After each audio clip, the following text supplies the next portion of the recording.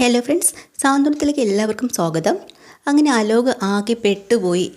നമ്മുടെ അനുമോളുടെ മുമ്പിലെ ഇനിയിപ്പോൾ രക്ഷപ്പെടാൻ പറ്റില്ലെന്നറിയാം. ആ വിഷമത്തിലാണ് സിറ്റ് ഔട്ടിലേക്ക് വന്ന് നിൽക്കുന്നത് കേട്ടോ. അന്നേരം നമ്മുടെ അച്യുതൻ ഓടി അങ്ങോട്ട് വരികയാണ്.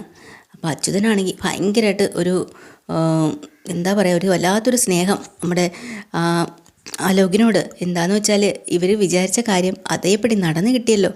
ഓഹ്, ഇനി കൂടുതലൊന്നും പറയാനില്ല. എടാ അലോകേ, നീ ഇത്രയും മിടുക്കനാണെന്ന് ഞാൻ വിചാരിച്ചില്ല.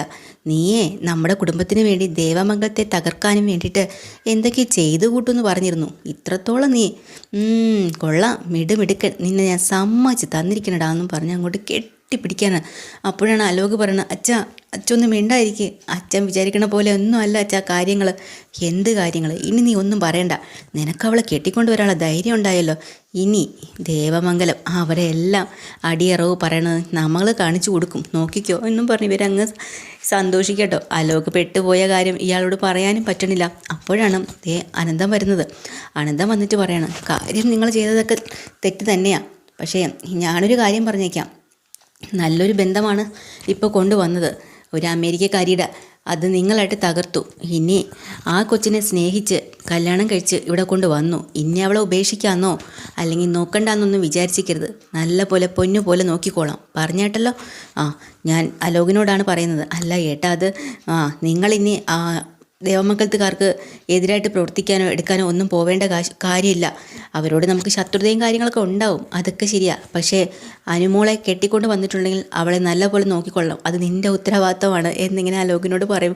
അലോക് വീണ്ടും പെട്ടുപോയി. എന്തായാലും അവളെ ഇനി ഉപേക്ഷിക്കാൻ പറ്റില്ല, പുതിയ കല്യാണത്തിന് നടക്കാനും പറ്റൂല. അപ്പം അച്യുതൻ പറയണം, പോട്ടടാ, ഇപ്പം അമേരിക്കക്കാർ അതിപ്പോൾ പോയാലും കുഴപ്പമില്ല, നമുക്കതിലും നല്ലൊരു അവസരമല്ലേ നീ കൊണ്ട് തന്നിരിക്കുന്നതെന്നും പറഞ്ഞ് അച്യുതൻ.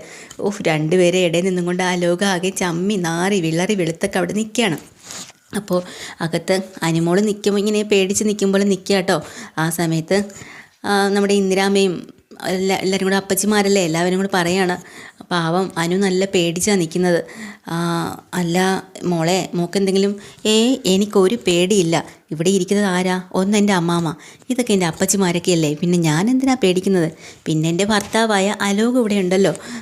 അത് ശരിയാ. അപ്പോൾ അലോക് അതിലേ വരികയാണ് കേട്ടോ. അപ്പോൾ അന്നേരം നന്ദിത വിളിക്കണം, എടാ ഇങ്ങോട്ട് വന്നേ, എന്തായാലും കാര്യമൊക്കെ ശരി തന്നെയാണ്, ഇവളെ ഇനി നീ നല്ലപോലെ നോക്കിക്കൊള്ളണം കേട്ടോ, അത് വലിയ അത് അങ്ങനെ ഇങ്ങനെയെന്നൊക്കെ പറയാനാണ്. അപ്പോൾ അനുമോള് പറയുന്നുണ്ട്, ദേ അലോകെ ഇങ്ങോട്ട് വന്നേ, അതിൻ്റെ അടുത്ത് വന്നിരുന്നേ എന്നും പറഞ്ഞ് അലോകിനെ പിടിച്ച് അവിടെ നിർത്തിയിട്ട് അനുമോള് കൊഞ്ചിയും കുഴഞ്ഞും ഒക്കെ സംസാരിക്കാൻ കേട്ടോ. എന്നിട്ട് അലോകാണെങ്കിൽ ആകെ എന്ത് ചെയ്യാൻ പറ്റി, ഇവരുടെ എല്ലാവരുടെയും മുന്നിൽ വെച്ചിട്ട് പറയുന്നുണ്ട്, അലോകിന് എന്നെ ഒഴിവാക്കാനൊന്നും പറ്റുന്നില്ല, അതുകൊണ്ടാണ് ഞാനിപ്പോൾ അലോകിൻ്റെ കൂടെ വന്നത് എന്ന് ഇവരുടെ മുന്നിൽ വെച്ച് പറയണം. അപ്പം നന്ദിതയും പറയാം, അതൊക്കെ ഞങ്ങൾക്ക് മനസ്സിലായേ, ഈ നിങ്ങൾ കാണിച്ച ഫോട്ടോസൊക്കെ കണ്ടപ്പോൾ തന്നെ ഞങ്ങൾക്കത് മനസ്സിലായി, നിങ്ങൾ തമ്മിലുള്ള സ്നേഹത്തിൻ്റെ ആഴം എത്രത്തോളം ഉണ്ടെന്ന്.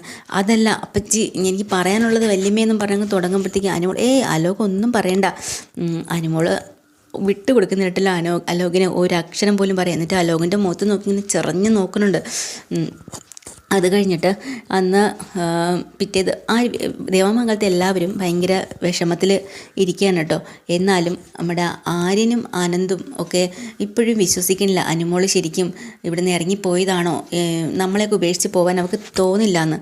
ബാലനാണെങ്കിൽ രാവിലെ തന്നെ കടയിലേക്ക് പോയതല്ലേ, ബാലൻ അവിടെ ചെന്നിരുന്ന് ഈ നമ്മുടെ അലോക് കല്യാണം കഴിച്ചുകൊണ്ട് പോയി അപ്പുറത്ത് അനുമോളെയും കൊണ്ടുപോയ കാര്യങ്ങൾ ബാലനെ ഓർത്തോർത്ത് ആകെ ധർമ്മസങ്കടത്തിലാട്ടോ. കരഞ്ഞിരുന്ന് രാത്രി കുറേ കള്ളൊക്കെ കുടിച്ച് ആകെ ബോധമില്ലാത്തൊരു അബോധാവസ്ഥയിലാണ് വന്നു കയറുന്നത്. അപ്പോൾ രാത്രിയായിട്ട് അച്ഛനെ കാണാഞ്ഞിട്ട് ഇവരെല്ലാവരും പോയൊന്ന് അന്വേഷിച്ചാലോ, അമ്മയാണ് പറഞ്ഞത് അന്വേഷിക്കേണ്ട ആവശ്യമൊന്നും ഇല്ലയെന്ന്, എന്നാലും അന്വേഷിക്കണം എന്നും പറഞ്ഞ് നമ്മുടെ ദേവി പറയാം കേട്ടോ. അച്ഛൻ ഇത്രയും താമസിച്ചില്ലേ, ഒരു കാര്യം ചെയ്യും, നമുക്ക് ഇനി നോക്കിയിരുന്നിട്ട് കാര്യമില്ലെന്ന് പറഞ്ഞ് ആനന്ദും ആകാശം കൂടെ അച്ഛനെ അന്വേഷിച്ചിറങ്ങാണ്. ധർമ്മന് പലതവണ ഫോൺ വിളിച്ചിട്ടും കിട്ടുന്നില്ല. അപ്പോഴാണ് ആടി ഒലഞ്ഞ് ബാലൻ വരാണ്. അയ്യോ അച്ഛൻ എന്ത് പറ്റി? പോയടാ, എല്ലാം പോയില്ലേ, എല്ലാം തകർന്നു, ഇനി എന്ത് ചെയ്തിട്ട് എന്ത് കാര്യം എന്നും പറഞ്ഞുകൊണ്ട് ബാലനാകെ തകർന്നു. ഇങ്ങനെ തളരല്ലേ, സമാധാനം, ഇനി എന്ത് സമാധാനിക്കാടാ, എല്ലാം പോയില്ലേ, കൈവിട്ട് പോയില്ലേ, ആറ്റുനോറ്റിയ വളർത്തിയ പെങ്കൊച്ച് അവളുടെ ഇഷ്ടത്തിന് ഇറങ്ങിപ്പോയി, കല്യാണ ദിവസം നാണം കെടുത്തി. ഇനി ബാലൻ, ഗോമതി സ്റ്റോർ ബാലൻ ആരാ, എന്താ, ഇനി ഓരോരുത്തർ മുഖത്ത് എങ്ങനെയാണ് ഞാൻ ഒന്ന് തല ഉയർത്തി നോക്കാമെന്നൊക്കെ പറഞ്ഞ് അതൊക്കെ തളർന്നു പോയിട്ടുണ്ട് ബാലൻ. അത് കണ്ടിട്ട് ഗോമതി ഓടി വന്ന് എൻ്റെ ബാലേട്ടാ എന്താ സംഭവിച്ചതെന്നൊക്കെ ചോദിച്ചിട്ട് നേരെ പൂജാമുറിയിലേക്ക് കയറുക കേട്ടോ. എന്നിട്ട് പറയാം, ഇത്രയും നാളും ഞാൻ ദേവിക്ക് വിളക്ക് കൊളുത്തി എൻ്റെ കുടുംബത്തിന് വേണ്ടി സ്വത്തോ പണമോ ഒന്നും ഞാൻ ചോദിച്ചിട്ടില്ല. ഞാൻ ആവശ്യപ്പെട്ട ഒറ്റ കാര്യം മാത്രമേ ഉള്ളൂ, എൻ്റെ കുടുംബത്തിലും എൻ്റെ മക്കൾക്ക് സന്തോഷവും സമാധാനവും കൊടുത്ത് നല്ലപോലെ അവർ ജീവിക്കണമെന്ന് മാത്രമേ ഞാൻ ആഗ്രഹിച്ചുള്ളൂ. അതുപോലെ ഞങ്ങൾക്ക് തരാൻ എനിക്ക് കഴിയുന്നില്ലെങ്കിൽ ഞാൻ എന്തിനാ ഇങ്ങനെ തിരിവെച്ച് ദിവസവും പ്രാർത്ഥിക്കുന്നത്? ഇനി തൊട്ട് ഞാൻ വിളക്ക് കൊളുത്തില്ല എന്നൊരു ശപഥം ചെയ്തിട്ട് നമ്മുടെ ഗോമതി അവിടെ നിന്ന് ഇറങ്ങുകയാണ്. കൃഷ്ണമംഗലത്താണെങ്കിൽ അന്ന് രാത്രി അനുവിൻ്റെയും അലോകിൻ്റെയും ഫസ്റ്റ് നൈറ്റ് അല്ലേ. ഒരു കപ്പ് പാലുമായിട്ട് അനുമോളെ മുറിയിലേക്ക് കൊടുത്തു വിട്ടിട്ടുണ്ട് കേട്ടോ. അനുമോൾ നേരെ അകത്തേക്ക് കയറി വരികയാണ്. മുറി കംപ്ലീറ്റും അലങ്കരിച്ച് വെച്ചിട്ടുണ്ട്. ഇതൊക്കെ കാണുമ്പോൾ അലോകിനാണെങ്കിൽ ദേഷ്യം. അവിടെ തൂക്കിയിട്ടിരുന്ന പൂക്കളൊക്കെ പിച്ചി പറിച്ച് ദൂരെ എറിയാണ്. ആ സമയത്ത് പാലുമായിട്ട് വരുന്ന അനുമോളെ കാണുമ്പോൾ അലോകിന് ദേഷ്യം കൂടി. എടി നീ എന്തിനാ എൻ്റെ മുറിയിലേക്ക് വന്നത്? അതെ, എനിക്ക് എൻ്റെ ഭർത്താവിൻ്റെ മുറിയിലേക്കല്ലേ ഞാൻ വന്ന്. അതിനിപ്പോൾ എന്താ ആലോകെ? ഭർത്താവ് ആരടി? നിൻ്റെ ഭർത്താവ്? നിന്നെ ആരടി ഇവിടെ ഇങ്ങോട്ട് പറഞ്ഞു വിട്ടത്? അതെന്താ? ഞാൻ പാലും കൊണ്ട് ആദ്യ രാത്രിയിൽ ആലോകിന് പാലും കൊണ്ട് വരണ്ടേ? പകുതി പാല് ആലോക കുടിക്കണം, പകുതി ഞാൻ കുടിക്കണം. എൻ്റെ പട്ടി കുടിക്കും. നിൻ്റെ എടുത്തോണ്ട് പോടി. ശരി, വേണ്ട, ആലോകിന് വേണ്ടേ വേണ്ട, ഞാൻ കുടിച്ചോളാം. അങ്ങനെ അനുമോൾ ആ പാല് കുടിക്കാനുണ്ട്. എന്നിട്ട് പറയാം, എന്താ ടേസ്റ്റ്, നന്നായിട്ടുണ്ട്. അങ്ങനെ അനുമോളോട് പറയാം, എടി എൻ്റെ ഭാര്യയൊന്നും നീ ആവത്തില്ല, അതുപോലെ നിൻ്റെ ഭർത്താവും ആവത്തില്ല. ഞാനൊരു ഫ്രോഡ് തന്നെയാണ്, ഞാൻ സമ്മതിച്ചു. പക്ഷേ നീ ഇതിലും വലിയ ഫ്രോഡത്രമാണ് ഇപ്പോൾ കാണിക്കുന്നതെന്നുള്ള കാര്യം എനിക്ക് മനസ്സിലാവുന്നുണ്ട്. നീ എന്ത് ഭാവിച്ചാടി എൻ്റെ ജീവിതം തൊളിക്കാൻ വേണ്ടിയിട്ട് ഇങ്ങോട്ട് കയറി വന്നത്? അപ്പോഴാണോ നിനക്കത് മനസ്സിലായത്? നീ മര്യാദയ്ക്ക് പോയി ഇവിടെ എല്ലാവരോടും പറ, നിൻ്റെ കഴുത്തിൽ കിടക്കുന്ന താലി ഞാനല്ല കെട്ടിയെന്നും സത്യാവസ്ഥ തുറന്ന് പറയാനാണ് നിനക്ക് നല്ലത്. ഇല്ലെങ്കിൽ ഞാൻ നിന്നെ ശരിയാക്കും. മിണ്ടാതിരുന്നോ അല്ലേകെ? നീ ഒരു കാര്യം ചെയ്യും, നീ അല്ലേ എൻ്റെ കഴുത്തിൽ താലി കെട്ടിയത് അല്ലേ? അപ്പോൾ ആ ഫോട്ടോസൊക്കെ നമ്മൾ ഒരുമിച്ചിരുന്ന് എടുത്തല്ലേ അല്ലേടാ? ഇനിയിപ്പോൾ ആണെങ്കിൽ ഇതൊക്കെ പറഞ്ഞല്ലേ നീ എൻ്റെ വീട്ടുകാരെ നീ തളർത്തിയത്? അങ്ങനെയാണെങ്കിൽ പിന്നെ ആ താലി അവിടെ കിടന്നോട്ടെ. ഒരു കാര്യം ചെയ്യും, നിനക്ക് എന്നെ വേണ്ടെങ്കിൽ നീ നിൻ്റെ ആൾക്കാരോട് നീ പോയി തുറന്ന് പറ. എനിക്കിപ്പം നിന്നെ വേണം, എൻ്റെ ഭർത്താവായിട്ട് നീ തന്നെ മതി.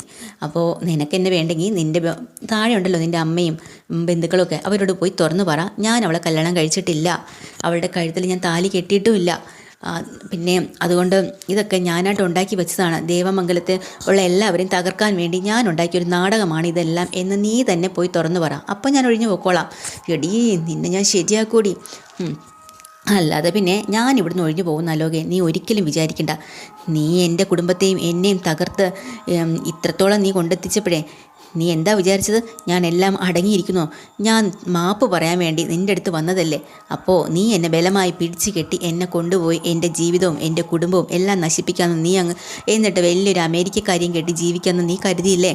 പക്ഷേ ഈ അനുമോളോട് നിൻ്റെ കളിയൊന്നും കാണിക്കണ്ട.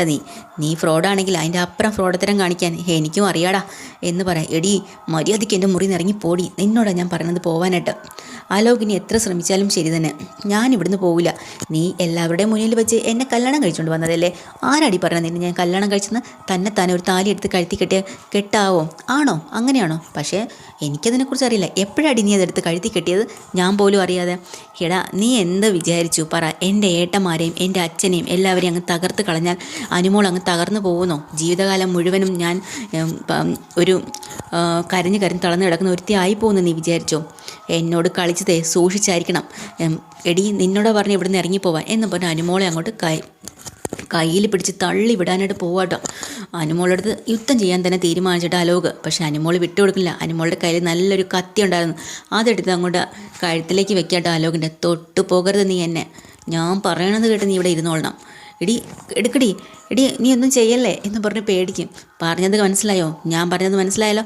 എന്നിട്ട് നമ്മുടെ അനുമോളുടെ ഒരു കയ്യിൽ ഇറുക്കി പിടിച്ചിട്ടുണ്ട് കേട്ടോ അലോക്. വിടടാ, ആ കൈ വിടാനാണ് പറഞ്ഞത്. ഇല്ലെങ്കിൽ ഞാൻ നിന്നെ അങ്ങനെ അലോക് പേടിച്ച് വിറച്ച് ആ കൈ അങ്ങോട്ട് മാറ്റുക കേട്ടോ. എന്നിട്ട് അനുമോളുടെ ഈ ഒരു മുഖം ഒരിക്കലും നമ്മൾ അലോക് പ്രതീക്ഷിച്ചതേ ഇല്ല. ഇതാണ് ഇന്നത്തെ എപ്പിസോഡ്. ഡീറ്റെയിൽഡ് എപ്പിസോഡുമായി വീണ്ടും വരാം. ചാനൽ ഇഷ്ടമായി ലൈക്ക് ചെയ്യുക, സബ്സ്ക്രൈബ് ചെയ്യുക. താങ്ക്